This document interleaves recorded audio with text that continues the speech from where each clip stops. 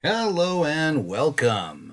Okay, as this arguably would be one of the last chapters that we get to worry about for the 2020 AP testing.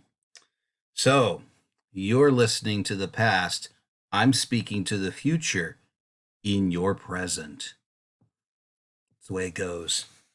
All right, so for us, we're looking in chapter 22 of the book. So we kind of skipped over some things. That's true. But we're looking at urbanization. That's the real big thing for us. So when we're looking at urbanization, our objective here is it's increasing. And the number and sizes of urban areas is growing, especially in developing countries. Okay. So what are those major population trends that we have in urban areas? Well, what's urbanization? Well, it is the creation and growth of city areas and their surrounding developed land.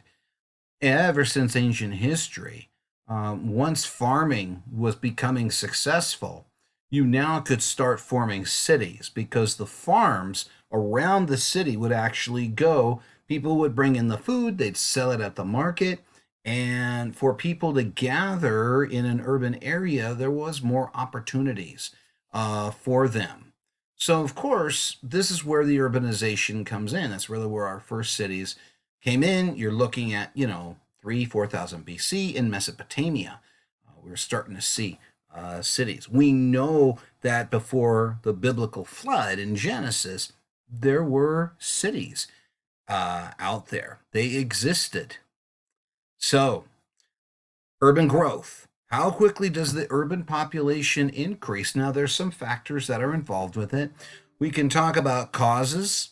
There's natural increase where you have births, the number of births are greater than the number of deaths, plus immigration, people coming in, right? So, when you look here, these are some of the areas of the world. This is like around 2005, so the numbers are off. However, if you look, this is looking at the world at nighttime, where the world is lit up with lights. Okay, the more of these lights you see, the more clustered you have groups of people. So we can look at New York, we can look at LA, we can look at Mexico City, Sao Paulo in Brazil, Buenos Aires in Argentina, Cairo in Egypt, Lagos in Africa, Bombay in India. All right. So there's a lot of things. Karachi, Dhaka, Beijing, and again, the numbers are not accurate for 2020, but certainly we have major urban areas scattered across the planet. Okay. So what are the trends in urban growth? Well, if you look at about half the world's population live in cities or densely populated urban areas. But the question is, why? Why are people coming? Well, again, cities do provide jobs. That's the reality. How come? Why is it that the cities provide jobs?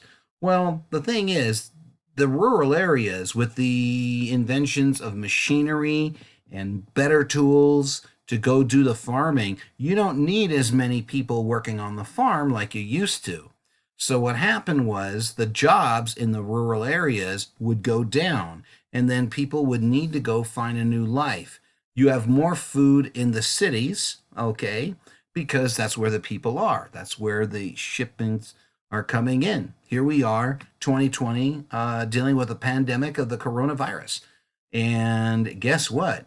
It's not celebrities or athletes that are the popular ones anymore. No, it's the people who grow the food and the people who bring in the food to the cities. Because now it's a question of I want to eat. I don't want to starve. So again, why you got more food in the cities? How come? Well, famine in the countryside also forces people to go into the cities as well.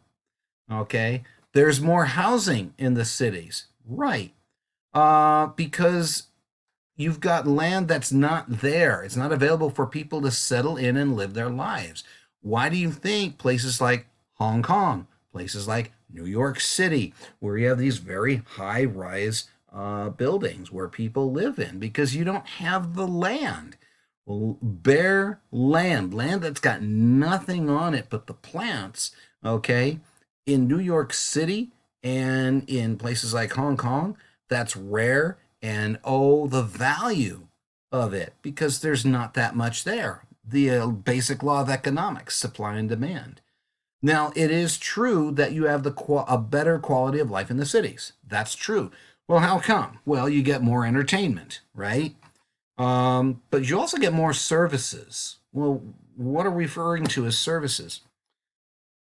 Better access to health care, better access to fire departments, better access to police departments, better access to libraries, better access to get supplies. Okay. People who are in the rural areas, they tend to have, less things to do, less entertainment compared to those of us who live in the urban areas. It's just the reality of it.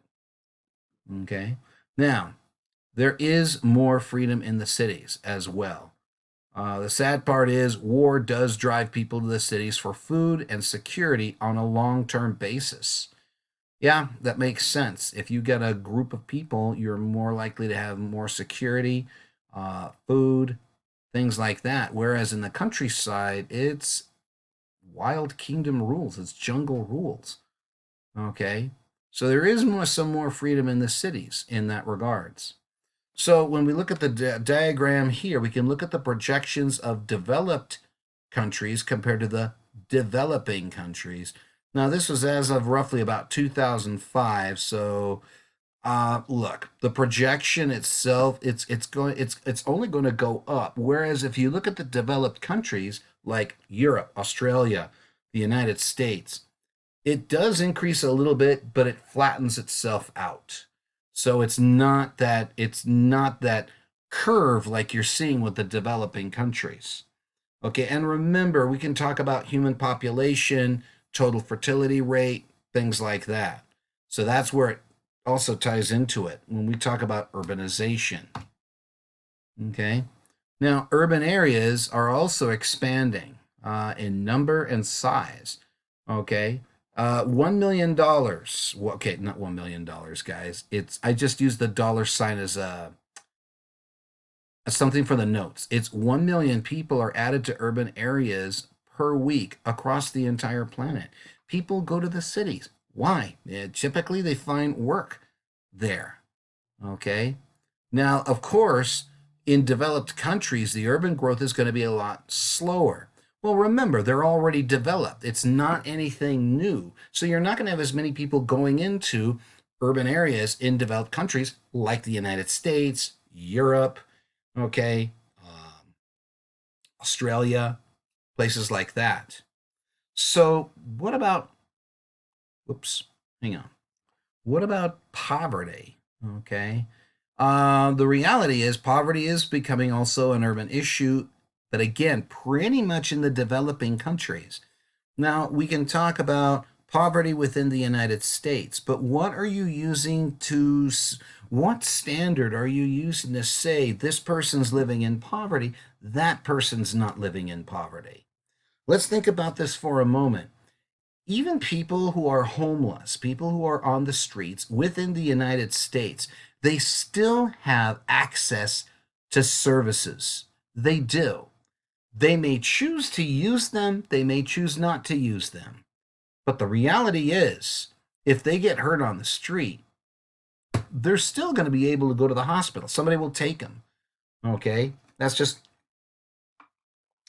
not a guarantee in a developing country.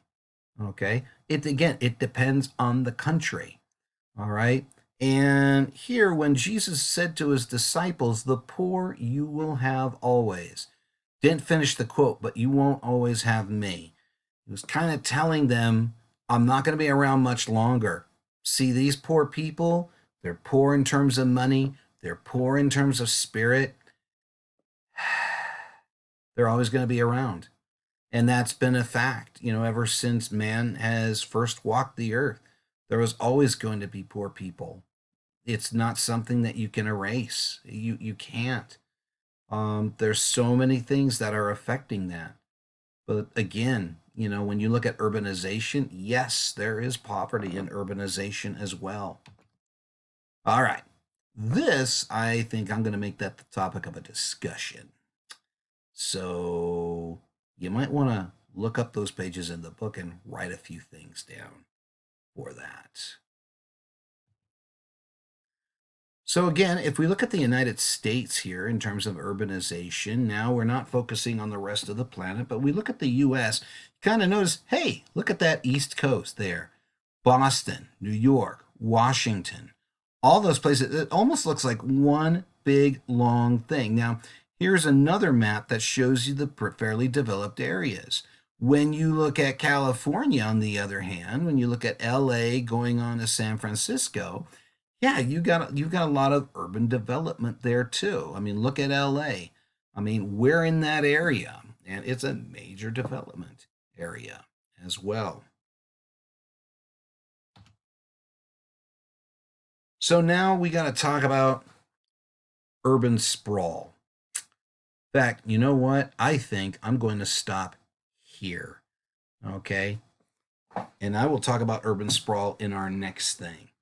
But for us, we spent time talking about urbanization. We looked at some of the challenges for urbanization. You've got more people going to the urban areas. You know that in developed countries versus developing countries, urbanization is happening faster in developing countries. You also know that you've got more housing in the cities. This is not a surprise. And the quality of life is better in the cities. Okay. Again, that's the reality. Okay. We looked at trends and over in urban growth. We talked about why are people coming to the cities. Oh, excuse me. And what's happening with farming and agriculture. You don't need as many people working, so they come to the city to get more jobs. We looked at across the world. We looked at the idea of urban growth. We looked at the causes of urban growth as well.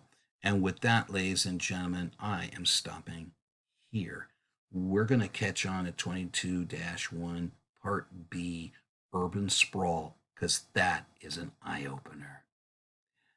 Talk to you in the future.